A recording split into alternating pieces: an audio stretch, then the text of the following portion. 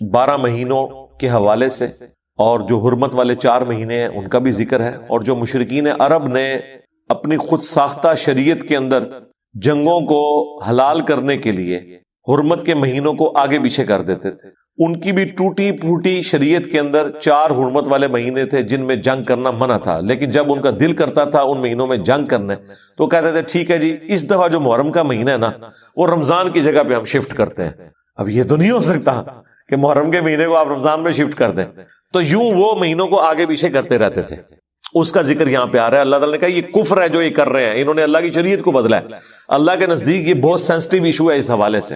حرمت والے جو مہینے ہیں وہ بخاری مسلم دونوں میں حدیث ہے کہ حرمت والے مہینے 4 ہیں، 3 کنزیکٹیو ہیں، ذوالقعدہ، ذوالحجہ اور محرم، اور چوتھا رجب۔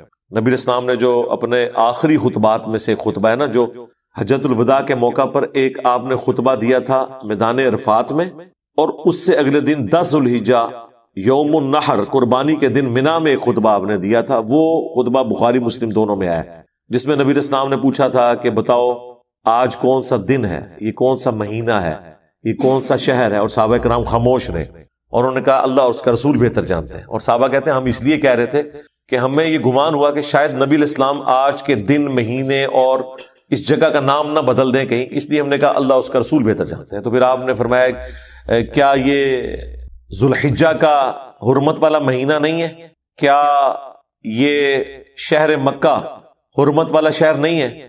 اور آج کا یہ دن یوم النحر 10 ذوالحجہ کا دن، یہ بابرکت دن اللہ کے نزدیک حرمت والا دن نہیں ہے؟ سب نے کہا بلا یا رسول اللہ۔ پھر نبی اسلام نے فرمایا کہ جس طرح اس شہر مکہ، اس مہینے اور آج کے دن کی حرمت ہے نا، اسی طریقے سے ایک مسلمان کے لیے دوسرے مسلمان کی جان، مال، عزت، آبرو حرام ہے۔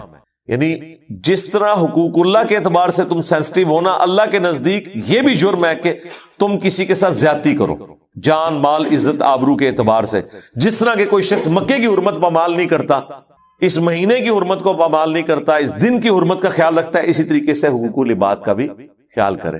اس میں یہ بھی الفاظ ہے کہ زمانہ گھوم گھما کے پھر اسی جگہ پر واپس آ گیا جہاں اللہ تعالیٰ نے اس کو پیدا فرمایا تھا کہ سال کے 12 مہینے ہیں، ان میں سے 4 حرمت والے ہیں، 3 کنزیکٹیو، ذوالقعدہ، ذوالحجہ اور محرم، اور چوتھا جو ہے وہ رجب کا مہینہ۔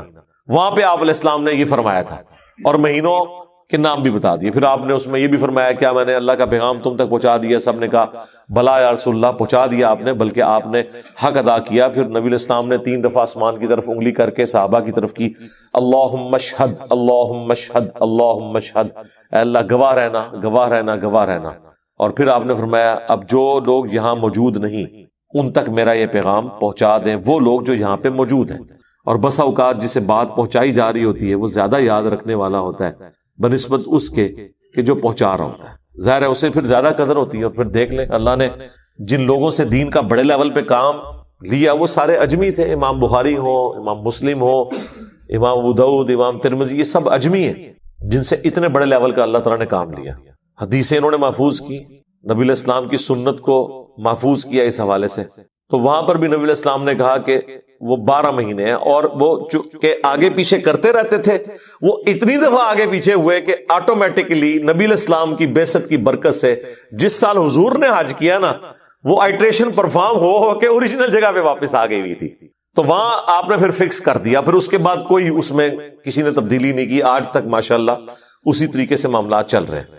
ان عدت الشہور عند اللہ 12 شہرا فی کتاب اللہ، بے شک اللہ کے نزدیک مہینوں کی گنتی 12 ہے اللہ تعالی کی کتاب میں، لوح محفوظ میں، اللہ تعالی کے بنائے ہوئے ڈیوائن پلان کے اندر۔ یوم خلق السماوات والارض، جب سے اللہ تعالیٰ نے آسمانوں اور زمین کو پیدا کیا ہے مہینے 12 ہیں۔ اور یہ دیکھیں 12 مہینے آلموسٹ سارے کیلنڈرز میں چل رہے ہیں، چاہے لیونر ہو، سولر ہو، اس کے علاوہ بھی جو کیلنڈرز ہیں ان کے اندر۔ منہا 4 حرم، ان میں سے 4 حرمت والے ہیں، جو میں نے بتایا بخاری مسلم میں آ گیا، 4 مہینے ذوالقعدہ، ذوالحجہ اور محرم، اور اس کے بعد پھر بعد میں رجب۔ یہ 3 کنزیکٹیو ہیں ایک الگ سے۔ ذالک الدین القیم، یہ ہے اللہ تعالیٰ کا قائم کردہ دین، یہ اللہ تعالیٰ کی شریعت ہے۔ فلا تظلموا فیہن، تو اس میں ظلم نہ کرنا ان مہینوں میں، انفسکم، اپنے آپ پر، یعنی شریعت نے جو پابندیاں ان مہینوں میں لگائی ہیں اسے آپ نے وائلیٹ نہیں کرنا۔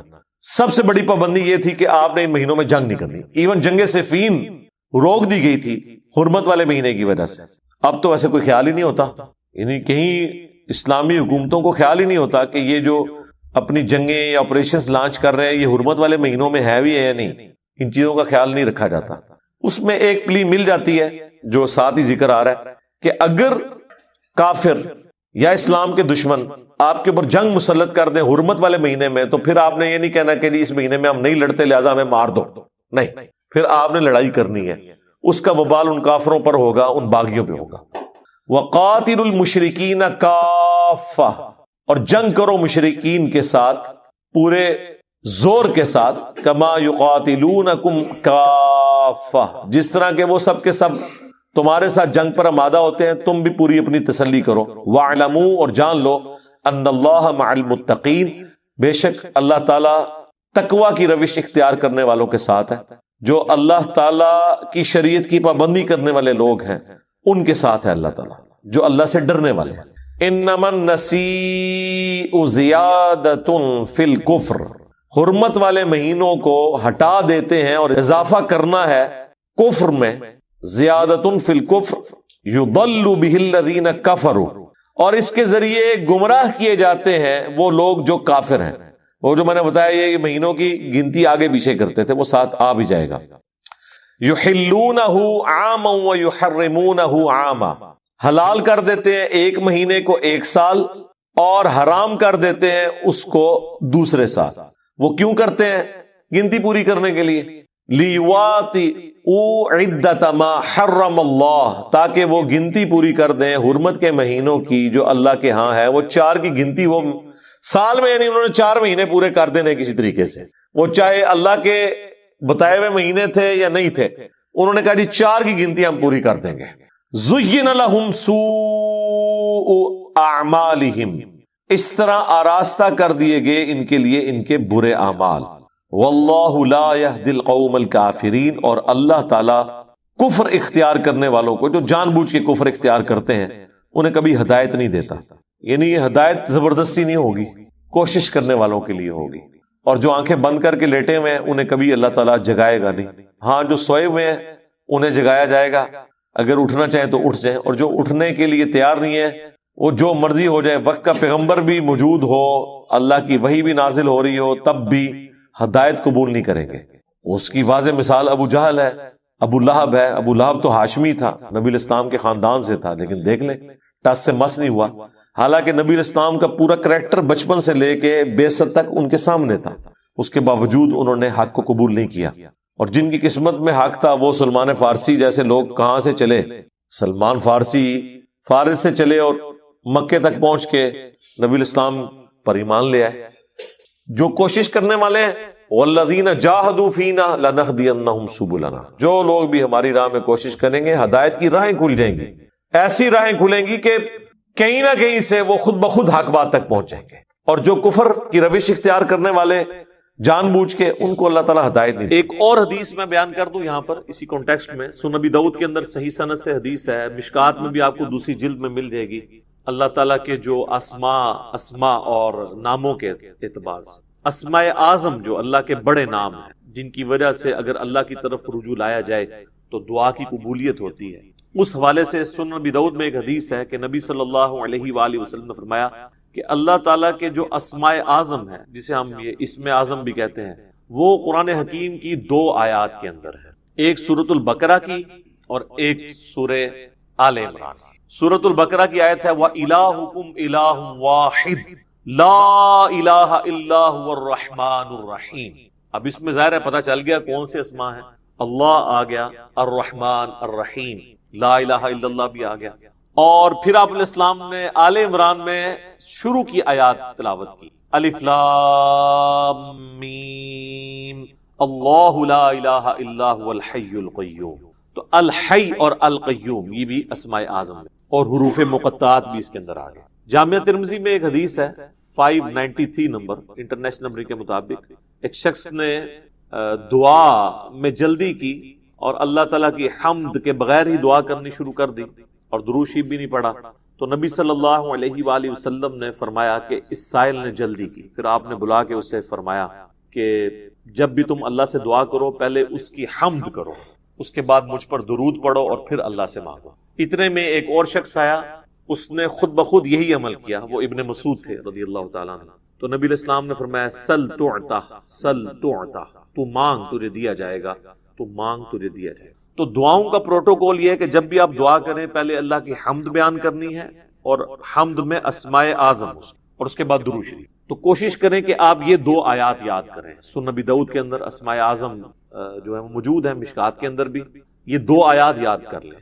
ایک تو حدیث میں اس کا ذکر آ گیا، دوسرا قرآن کے اندر یہ موجود ہے. وَإِلَٰهُكُمْ إِلَٰهٌ وَاحِدٌ لَا إِلَٰهَ إِلَّا هُوَ الرَّحْمَٰنُ الرَّحِيمُ. یہ سورۃ البقرہ اور سورہ آل عمران. الف لام میم اللہ لا الہ الا هو الحی القیوم. تو ان 2 صورتوں کے اندر نبی علیہ السلام فرمایا کہ اللہ تعالیٰ کے اسماء اعظم موجود ہیں. تو یہ آپ پڑھ لیں، اس کے بعد آپ درود شریف پڑھ کے تو دعا مانگیں. اس کے علاوہ بھی آپ جتنے اسماء اعظم ہیں، جیسا کہ سورۃ الحشر کی آخری 3 آیات ہیں، واللہ الذی لا الہ الا هو، وہ سارے اللہ تعالیٰ کے تعریفی کلمات اس کے اسماء اعظم ہیں. وہ جس کو یاد ہے وہ پڑھ کے اس کے بعد درود شریف پڑھ کے دعا مانگے. تو یہ دعا کا ایک پروٹوکول اور ایک طریقہ ہے. اعوذ باللہ من الشیطان الرجیم، بسم اللہ الرحمن الرحیم. الف لام میم، حروف مقطعات ہیں. اللہ اور اس کے محبوب صلی اللہ علیہ وآلہ وسلم کے درمیان یہ کوڈ ورڈز ہیں. اللہ لا الہ الا هو الحی القیوم، اللہ ہی ہے کہ جس کے سوا کوئی معبود نہیں. وہ الحی ہے اور القیوم ہے. الحی وہ ہستی ہے جو خود سے زندہ ہو. کائنات میں ایک ہی ہستی ہے جو خود سے زندہ ہے، باقی سب کی زندگی ادھار ہے، مستار ہے، چاہے کوئی فرشتہ ہو، کوئی پیغمبر ہو، کوئی جن ہو، کوئی عام انسان ہو، کوئی جاندار ہو، کوئی بے جان ہو. ہر ایک کی زندگی ادھاری ہے، اللہ کے دینے پر. جب تک وہ چاہے گا رہے گی، جب وہ چاہے گا ختم کر دے گا. کل نفس ذائقۃ الموت، ہر جان نے موت کا مزہ چکھا. سارے فرشتوں نے مرنا ہے، سارے پیغمبروں نے مرنا ہے، سارے جنات نے مرنا ہے، سارے انسانوں نے مرنا. یہ موت ہر مخلوق کی ڈیسٹنی ہے، یہ تقدیر میں چیز طے ہے. اللہ ایک ہستی ہے جسے موت نہیں آتی. اسی لیے اگر زندگی کا لفظ کسی پر بولا جائے تو صرف اللہ ہی. الحی خود سے زندہ، اور القیوم قائم رکھنے والا. ساری کائنات اس کی وجہ سے قائم ہے. اس کا اگر امر پیچھے سے ہٹ جائے تو کوئی بھی چیز اپنی جگہ پرفارم نہیں کر سکتی. اللہ تعالیٰ چاہے گا تو آگ گرم کرے گی، نہیں چاہے گا تو ابراہیم پہ دیکھیں ٹھنڈی ہوگی. تو آگ کچھ نہیں کر سکتی. اصل میں جو اللہ تعالیٰ نے اس کے اندر خاصیت رکھی ہے، جب تک اللہ چاہے گا کہ وہ ایگزیکیوٹ ہو تو ہوگی، ادروائز نہیں. یہ ہے القیوم. اللہ نے ہر چیز کو تھاما ہوا، خود سے زندہ ہے اور ہر چیز کو تھامے. تو اسی لیے دیکھیں نبی علیہ السلام نے جو میں نے ابو داؤد کی حدیث بتائی کہ اللہ کے اسماء اعظم میں سے ہے الحی القیوم. یہ والی آیت بھی آپ نے تلاوت کی. وَإِلَٰهُكُمْ إِلَٰهٌ وَاحِدٌ لَا إِلَٰهَ إِلَّا هُوَ الرَّحْمَٰنُ الرَّحِيمُ. الف لام میم اللہ لا الہ الا هو الحی. اسی طریقے سے جامعہ ترمذی میں ایک حدیث ہے، اس کی سند کمزور ہے لیکن اس کی صحیح سند المستدرک للحاکم میں موجود ہے اور سنن نسائی الکبرى کے اندر موجود ہے. عمل الیوم واللیلہ، صبح شام کے اذکار والے چیپٹر، کہ نبی علیہ السلام نے اپنی بیٹی فاطمہ سے فرمایا تھا اے میری بیٹی مجھ سے لے لے، اور صبح شام اس کو پڑھا کر. یا حی یا قیوم برحمتک استغیث اصلح لی شأنی کلہ ولا تکلنی الی نفسی طرفۃ عین. اے خود سے زندہ ہر چیز کو تھامنے والے، میں تیری رحمت کے ساتھ تیری مدد کا سوال کرتا ہوں. اصلح لی شأنی کلہ، میرے تمام کاموں کو سنوار دے. ولا تکلنی الی نفسی طرفۃ عین، اور مجھے پلک جھپکنے کے برابر بھی میرے نفس کے سپرد نہ کرنا، تو ہی مجھے سنبھال. تو اس میں بھی یا حی یا قیوم کا وظیفہ آ گیا. یہ بھی اللہ تعالیٰ کے اسماء، اور یہ اس وقت تقریباً اپنی ایکسٹریم کو پہنچ چکا ہے، خصوصاً ہمارے سب کانٹیننٹ کے اندر. اور اس طرح کے جب بھی کوئی معاملات ہوتے ہیں تو اس میں اولین ذمہ دار ظاہر ہے علماء سو ہوتے ہیں. علماء حق کی نہیں میں بات کرتا، اہل تشیع کے ہاں بھی جو علماء سو ہیں جن کی اکثریت ذاکرین کے اندر پائی جاتی ہے، وہ بیسیکلی مجرم ہیں اس سارے معاملے. کہ جنہوں نے اب یعنی ایک طرف مکتب اہل بیت کی بات ہو رہی ہے اور کئی ایک چیزیں جو اہل سنت کے ہاں اس طریقے سے لوگوں کو کلیئر نہیں ہے لیکن شیعہ کے ہاں ان کو کلیئر ہے، جیسے غدیر خم کی حدیث ہے من کنت مولاہ فہذا علی مولاہ، اس حدیث میں نبی علیہ السلام نے دو بھاری چیزیں جو چھوڑی تھیں، صحیح مسلم میں اوپر تلے 4 حدیث ہیں انٹرنیشنل نمبر کے مطابق 6225 سے لے کے 6228 تک۔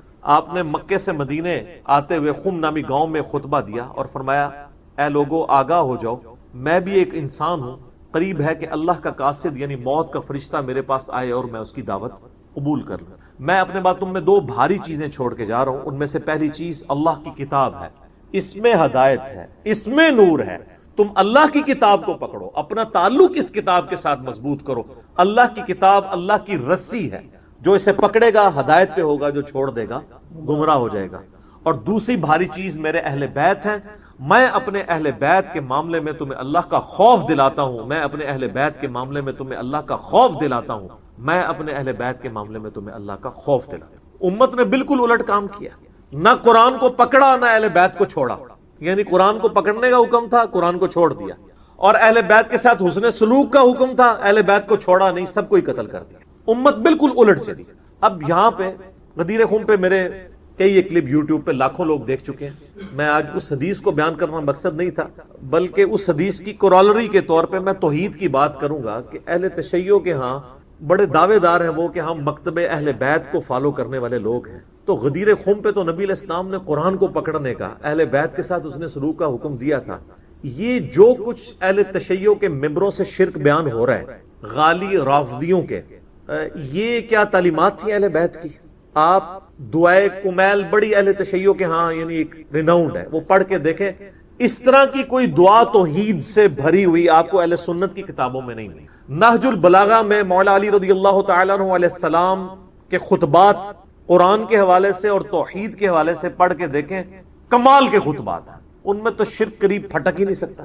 پھر اصول الکافی جو حدیث کی بنیادی کتاب ہے اہل تشیع کے ہاں، جس طرح ہمارے ہاں صحیح بخاری اور صحیح مسلم ہے، اس میں اگر آپ شروع میں چیپٹر پڑھیں کتاب الکفر والایمان، سر اتنی گاڑی توحید ہے اور اتنی ننگی تلوار ہے اس میں توحید کی کہ اس طرح کی آپ کو سخت احادیث بخاری مسلم میں نہیں توحید کے حوالے سے ملے۔ اور سب سے بڑھ کے قرآن جو غدیر خم پہ چھوڑا، قرآن کی توحید جو ہے تو بالکل ننگی تلوار۔ لیکن جب جاہل علماء سو، جاہل ذاکرین ممبروں پر بیٹھیں اور امت کو لوریاں سنانا شروع کر دیں تو وہ پھر غلوف کریں گے، اور اس کا رزلٹ اس وقت یہ ہے کہ پہلے یہ فتنہ سب کانٹیننٹ میں اس طرح نہیں تھا، ایران میں تو اللہ کا فضل ہے کہ اس طرح کے معاملات نہیں ہیں، شام میں نصیریہ ایک فرقہ ہے اہل تشیع کا جو مولا علی کو خدا مانتے ہیں، نعوذ باللہ، الوہیت کلیم کرتے ہیں۔ اہل تشیع کے علماء نے ان کی باقاعدہ تکفیر کی، ایران کے جو اس وقت بھی جو ان کے سپریم لیڈر بھی ہیں اور آیت اللہ ہیں خامنائی صاحب، کلیئر کٹ وہ تکفیر کرتے ہیں ان کی، جو مولا علی کے بارے میں الوہیت کلیم رضی اللہ تعالیٰ عنہ علیہ السلام۔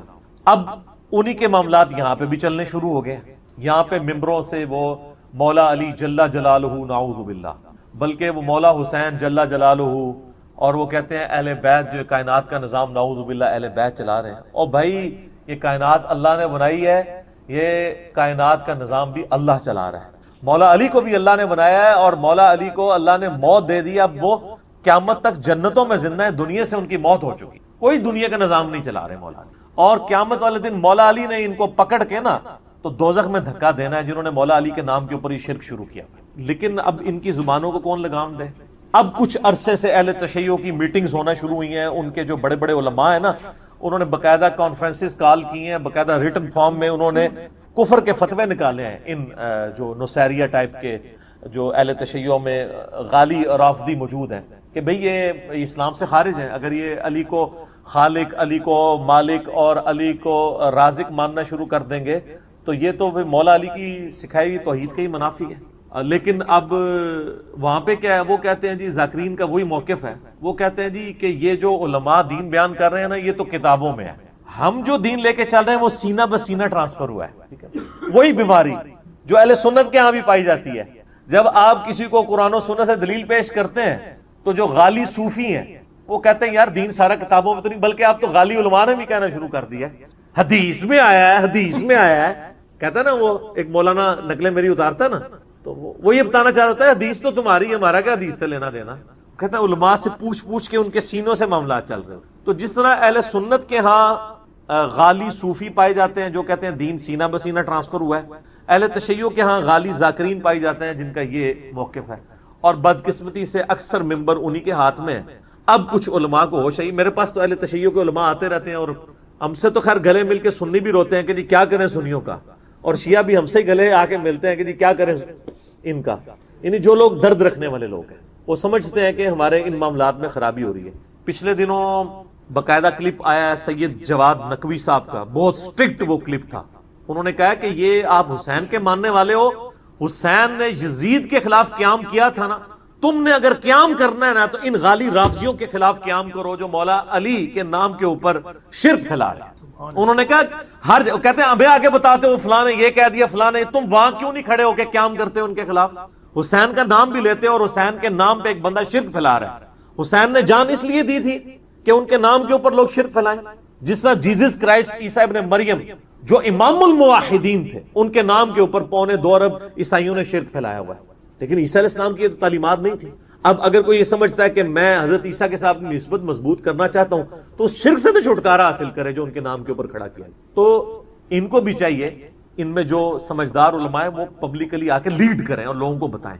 اور اس حوالے سے سید جواد نقوی صاحب حفظہ اللہ تعالی، میں ان کی بڑی قدر کرتا ہوں، انہوں نے بڑا دلیرانہ کام کیا. پچھلے دنوں ہم نے ان کے مدرسے کا وزٹ بھی کیا تھا، وہ بھی میری ویڈیو اسٹڈی ہوئی ہے، ان کا باقاعدہ ویڈیو کلپ آیا ہے. اور اسی طریقے سے ثاقب اکبر صاحب کا بھی ویڈیو کلپ ایک آ چکا ہے. حیدر بھائی کا بھی ایک کلپ آیا جس میں انہوں نے بڑا سٹرکٹلی اس حوالے سے کہا یہ قرآن کی بھی تعریف کر رہے ہیں اور توحید کا جنازہ نکال رہے ہیں. یعنی یہ عجیب و غریب معاملات ہیں کہ آپ نے چلیں علم لگائے تھے ایک نشانی کے طور پہ، اب ان جھنڈوں کے آگے آپ نے لا کے جناب کھانا رکھنا شروع کر دیا ہے، تابوتوں کے آگے لا کے کھانا رکھنا شروع کر دیا ہے، جس طرح کے ہندو قبروں کے سامنے لا کے کھانا رکھتے ہیں، اور ہمارے اہل سنت کے ہاں لوگ مزارات کے آگے لا کے وہ سارا کھانا رکھ رہے ہوتے ہیں. اور پھر یہاں پہ اکتفا نہیں ہے بلکہ علم کو تابوتوں کو سجدے کرنے شروع کرتے ہیں. تو یہ سجدہ کسی کے ہاں بھی جائز نہیں ہے، نہ سجدہ تعظیمی، اور سجدہ عبادت تو ہے ہی کفر ہے. اگر کوئی تعظیم کے لیے بھی کرتا ہے وہ بھی حرام ہے. اگلی شریعتوں میں اجازت تھی، اس شریعت میں تو حرام ہو چکا ہے. اہل سنت اہل تشیع کا اجماع ہے، میں اس کے دلائل میں نہیں پڑھنا چاہتا. یعنی ایک جو چیز ایگریڈ اپان، جو چیز اجماع سے ثابت ہو، اس کے لیے دلیل دینے کی ضرورت نہیں. تو اس وقت ان علماء کی ذمہ داری ہے کہ فرنٹ سے لیڈ کریں، اور جو لوگ اہل تشیع میں فرنٹ سے لیڈ کر رہے ہیں میں ان کو یعنی دل سے قدر کرتا ہوں. اور بلکہ میں یہ کہتا ہوں کہ اہل سنت میں بھی اتنا جگرا ہونا چاہیے کہ وہ بھی اپنے اس طرح کے غالی صوفیوں کے خلاف مقدمات کریں.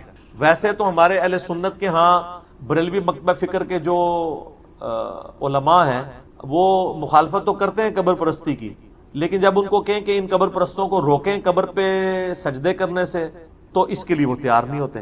تو اگر آپ کے مسلک کی بدنامی ہو رہی ہے ان کی وجہ سے تو ان کو روکیں. لیکن اہل تشیع اس میں ایک سٹیپ آگے ہیں، وہ ان تمام علماء کے خلاف باقاعدہ کورٹ میں مقدمے کرتے ہیں، ان کو جیلوں میں ڈلوایا ہوا ہے جنہوں نے یہ نعرے لگوائے ہیں علی رازق علی خالق نعوذ باللہ. اہل تشیع نے باقاعدہ ان کے خلاف مقدمے کیے ہیں کورٹ میں جا کے، اور ان کو جیلوں میں ڈلوایا کہ ان کی وجہ سے ہمارے مسلک کی بدنامی ہو رہی ہے، یہ ہمارا عقیدہ نہیں ہے. تو یہ بڑے جرت والا کام ہے، اہل سنت میں بھی لوگوں کو سامنے آنا چاہیے. اگر ہم سامنے آئیں گے تو ہمیں تو آپ ویسے ہی ہم آپ کو برے لگیں گے کہ آپ تو مطلب ہمیں غلط سمجھتے ہیں.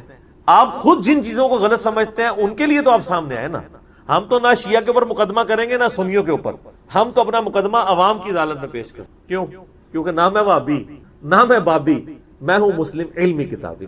نہ ہم سو کارڈ کو علمی بات کرے اسے وہابی کہتے ہیں، نہ ہم بابی ہیں، نہ ہم بابوں کا دفاع کرنے والے بابی ہیں. ہم علمی کتابی مسلم ہیں. ہم عوام الناس کی عدالت میں اپنا مقدمہ پیش کرتے ہیں کہ یہ غلط ہو رہا ہے، اس کو روکا جائے، اور سٹرکٹلی اس کے لیے علماء کی ذمہ داری کے سامنے آئیں اور ایسے لوگوں کو ممبروں سے الگ کریں، ان کا حقہ پانی بند کریں. اور میں اہل تشیع کی عوام سے بھی کہوں گا کہ اپنے ممبروں کے اوپر ایسے لوگوں کو جگہ نہ دیں جو اس قسم کی خرافات پھیلا رہے ہیں. اور وہ ائمہ اہل بیت جو توحید کے امام تھے، جنہوں نے توحید کے لیے کہ دفاع کے لیے اپنی جانیں دی ہیں، انہی اماموں کے نام کے اوپر آپ شرک کھڑا کرنا شروع کر دیں. جس طرح کہ عیسیٰ علیہ السلام جو کہ توحید کے امام تھے، ان کے نام پر کرسچینٹی نے جو ہے وہ عیسائیت کی بگڑی ہوئی شکل عوام الناس کے سامنے لے آئے. باقی ان ہستیوں سے ہمیں ظاہر ہے کوئی نہیں، ان ہستیوں کی محبت تو ہمارے ایمان کا حصہ ہے اہل بیت کی، لیکن محبت میں یہ غلوف نہ ہو کہ ان کو خدا کے درجے پہ فائز کر دیا. ہم دنیا میں ہر ہستی سے محبت کس کی وجہ سے کرتے ہیں؟ اللہ کی وجہ سے. جامع ترمذی میں حدیث ہے اللہ سے محبت کرو کہ اس نے تمہیں نعمتوں سے نوازا ہے، اور مجھ سے محبت کرو کیونکہ میں اللہ کا رسول ہوں، اور میرے اہل بیت سے محبت کرو کیونکہ ان کی نسبت میرے ساتھ ہے. تو یہ ساری نسبتیں الٹیمیٹلی ہم ان نسبتوں کو ان کی جو عقیدتوں اور محبتوں کا دم بھرتے ہیں کس بنیاد پر؟ اللہ کی وجہ سے. اگر اللہ ہی نکل گیا تو کسی شخص کو رسول اللہ کی محبت، اہل بیت کی محبت، صحابہ کی محبت، بزرگوں کی محبت کیا کام دے سکتی ہے؟ ناٹ ایٹ آل.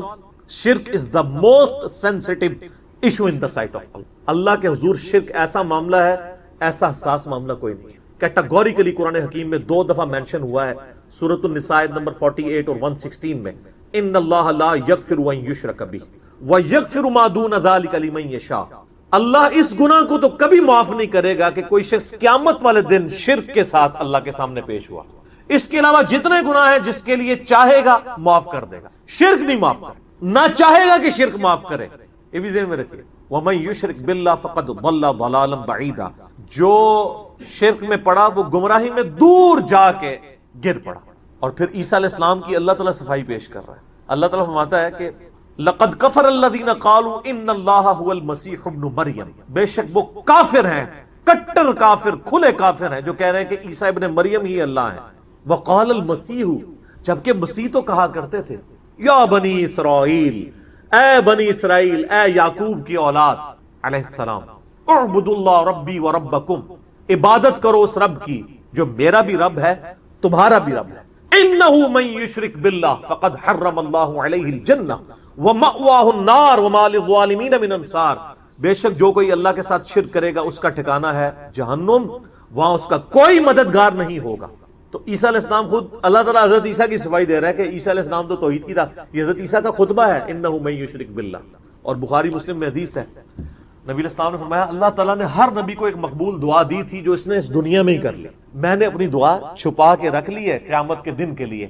میں اس دعا کی برکت سے اپنے امتیوں کی شفاعت کروں گا اور میری شفاعت سے میرے ہر امتی کو نفع پہنچے گا سوائے اس شخص کے کہ جس نے اللہ کے ساتھ کسی قسم کا شرک کیا ہوا.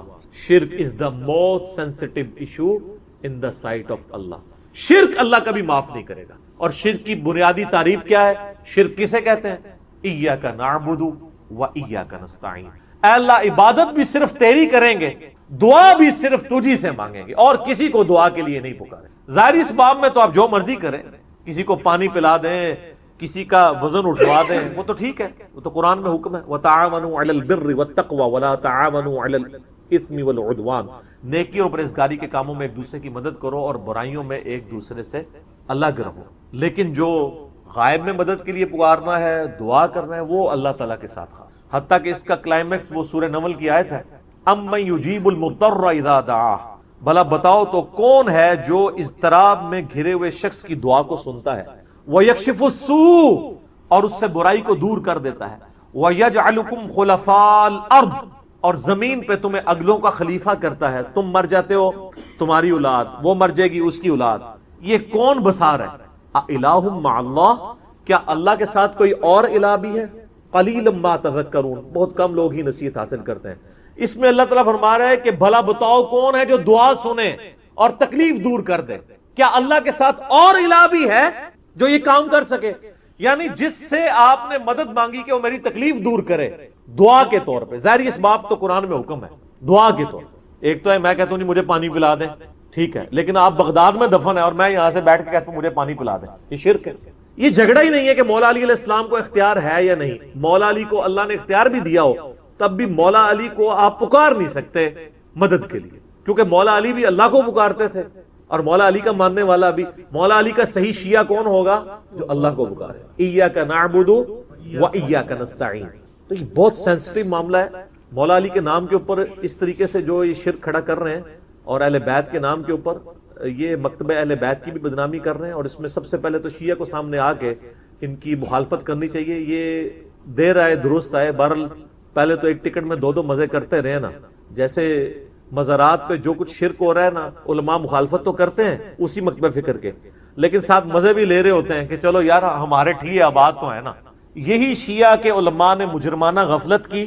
وہ مانتے تو تھے کہ یہ شرک کر رہے ہیں ذاکرین، لیکن وہ ایک ٹکٹ میں 2 مزے کرتے ہیں. ان کا چلو ہماری پبلک تو جڑی ہوئی ہے نا، لیکن اب ان کو اندازہ ہوا کہ نہیں یار، تو کام ٹپ گیا، یہ تو معاملہ ہمارے ہاتھ سے نکل گیا. اب ان کو ہوش آئی ہے، تو جگہ جگہ کانفرنسز ہو رہی ہیں. جواد نقوی صاحب کا بھی کلپ آ گیا ہے، ثاقب اکبر صاحب کا بھی کلپ آ گیا ہے، حیدر نقوی صاحب کا بھی کلپ آ گیا، باقی علماء کا بھی، اور بڑے غصے سے بھرے ہوئے ہیں وہ، کیونکہ ان کو اندازہ ہو گیا کہ یہ معاملات ہم سے بگڑ گئے. آپ یوٹیوب کے اوپر جا کے دیکھیں نصیریہ کے بارے میں ان کے کلپ. اور پھر بلکہ جواد نقوی صاحب نے تو بڑی بولڈ بات کی. انہوں نے کہا یہی باتیں ہیں جس کی وجہ سے پھر لوگ شیعہ کافر کے نعرے لگانا شروع کر دیتے ہیں. یہ تم لوگوں نے یہ کفر کر کے ان کو مجبور کیا ہے. ویسے جو شیعہ کافر کے نعرے لگا رہے ہیں نا، میں تو ان کے حق میں نہیں ہوں، کیونکہ ان کے اپنے بزرگوں نے بھی یہی کام ڈالے ہوئے ہیں، ان کو تو حق ہی نہیں ہے. ٹھیک ہے نا، تو وہ ایک معاملہ علیحدہ ہے. وہ آپ میرا یوٹیوب پہ کلپ دیکھ لیں، شیعہ کا کلمہ کا ثبوت. تو میں نے بتایا کہ شیعہ تو پھر بھی علی ولی اللہ کہتے ہیں نا، علی نبی اللہ نہیں کہتے ہیں. اور دوسرے فرقے جو ان کے خلاف کھڑے ہیں، انہوں نے، ان کے مولویوں نے تو اپنے ناموں کے کلمے پڑھوائے ہوئے ہیں نبی کے نام کے ساتھ. تو علی ولی اللہ اگر کوئی کہتا ہے تو علی ولی اللہ سے ہمیں کوئی چڑ نہیں ہے، کلمے کے ساتھ ایڈ نہ کرے. علی بھی ولی اللہ ہیں، ابو بکر بھی ولی اللہ ہیں، عمر بھی ولی اللہ ہیں، عثمان بھی ولی اللہ ہیں رضی اللہ عنہم اجمعین وعلیہم السلام اجمعین. ہاں، علی کو کوئی نبی مان لے یا علی کو کوئی رب مان لے تو وہ پکا کافر ہے. تو وہ والے معاملات ایک الگ سے. اور یہاں پہ اہل سنت کی بھی ذمہ داری ہے کہ ان کے اندر جو غالی صوفی ہیں اور وہ اس قسم کے نعرے لگوا رہے ہیں، اور وہ ذکر خفی کی بنیاد کے اوپر وہ جس طریقے سے یعنی حلولیت کا اور وحدت الوجود کی ایک بگڑی بھی شکل مانتے ہوئے عجیب و غریب قسم کے، یعنی، اور یہاں پہ بھی ایک اس طرح کا ایک طبقہ تھا. میں آن ایئر ان کا نام نہیں لیتا کیونکہ وہ پھر ایک بڑا کنٹروورشل ایشو بن جائے گا. اوورال بریلوی علماء نے خود یعنی اس ایک خاص طبقے کو اپنے مکتب فکر سے فتوے لگا کے باہر نکال دیا، کفر کے فتوے ان کے اوپر لگائے، اسی وجہ سے کہ وہ اس طرح کا شرک، یعنی ننگا شرک کرنا شروع ہو گئے تھے. لیکن شرک چاہے ننگا ہو یا چھپا ہوا ہو، دونوں ہی شرک منع ہے. عبادت کی ہر شکل اللہ کے علاوہ کسی اور کے لیے منع ہے، اور اس کی اعلیٰ ترین شکل وَإِيَّاكَ نَسْتَعِينُ، یہ تو خاص اللہ کے ساتھ ہے. اس لیے اللہ نے اسے اسپیشلی ذکر کیا ہے کہ عبادت بھی اللہ کی اور دعا بھی اللہ سے. حالانکہ دعا خود سے عبادت تھی، الگ سے ذکر کی ضرورت ہی نہیں، لیکن اللہ کو پتا تھا زیادہ شرک اسی میں ہونا ہے. اس امت میں شرک فی صفات والا جو معاملہ ہے نا، اس میں بڑا شرک یہی والا ہے.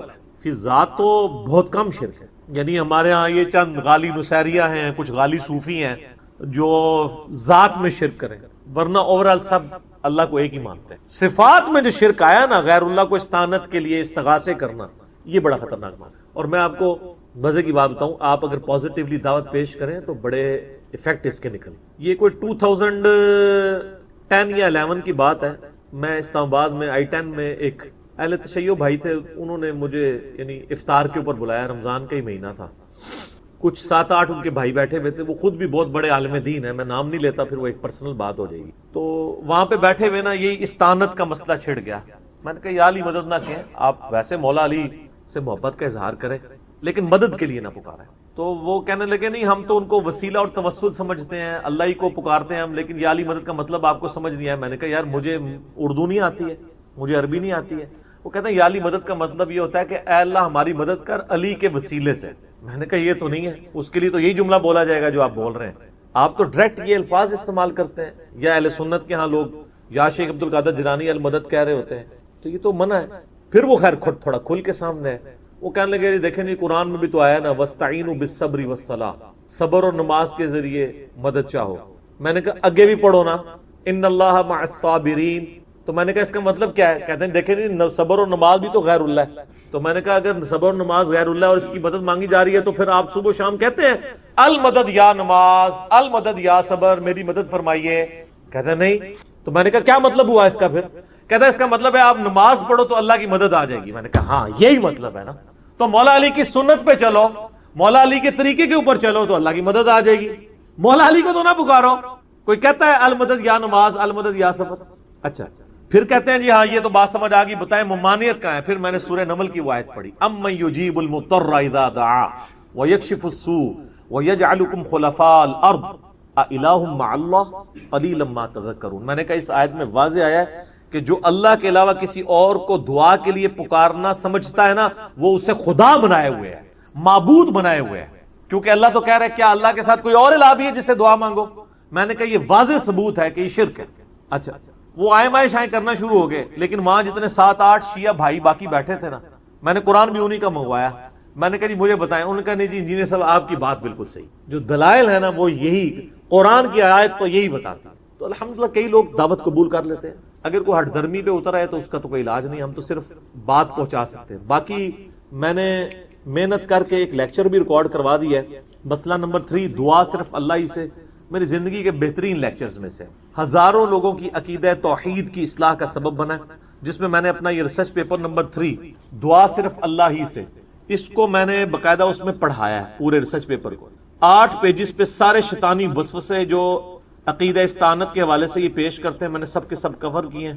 پچھلے دنوں میرا ایک کلپ اپلوڈ ہوا ہے، یا رسول اللہ انظر حالنا پہ صحیح عقیدہ، وہ بھی آپ دیکھ سکتے ہیں۔ دعا صرف اللہ ہی سے مسئلہ نمبر 3 دیکھیں، اور اسی کی ایکسٹینشن ہے مسئلہ نمبر 43 وسیلہ اور توسل کے صحیح احکام و مسائل، تو انشاءاللہ تعالی عقیدہ توحید کے حوالے سے آپ کی اصلاح ہو جائے گی۔ شرک خفی کے اوپر تھوڑا سا بتاؤ۔ ہاں، شرک خفی جو ہے نا وہ تو ہے ریاکاری، اس کے اوپر تو ہم پچھلی دفعہ بول چکے ہیں باقاعدہ۔ رونا نہ آئے تو رونے جیسی شکل بنانا، تو اس میں نے بتایا تھا نا کہ یہ شکلیں ہی بنا کے تو کہانیاں کرائیاں نے ان تک انہوں نے، تو یہ صرف رونے والی شکلیں نہیں بنائی ہیں، باقی بھی ساری شکلیں ہی ہیں، کیونکہ ان کو ایک کلیہ بتا دیا گیا ہے کہ رونا نہ آئے تو رونے جیسی شکل بنا لیں۔ اس وقت ٹی وی اینکرز رمضان نشریات کے اوپر اور کئی مولوی جو دعائیں کروا رہے ہیں، اور جس طریقے سے انہوں نے ایکٹنگ اڈاپٹ کی ہوئی ہے وہ آپ کے سامنے۔ تو شرک خفی جو ہے نا وہ ہے ریاکاری، جو مسند احمد میں حدیث ہے، جس نے دکھلاوے کے لیے روزہ رکھا اس نے شرک کیا، جس نے دکھلاوے کے لیے نماز پڑھی اس نے شرک کیا، جس نے دکھلاوے کے لیے صدقہ کیا اس نے شرک کیا۔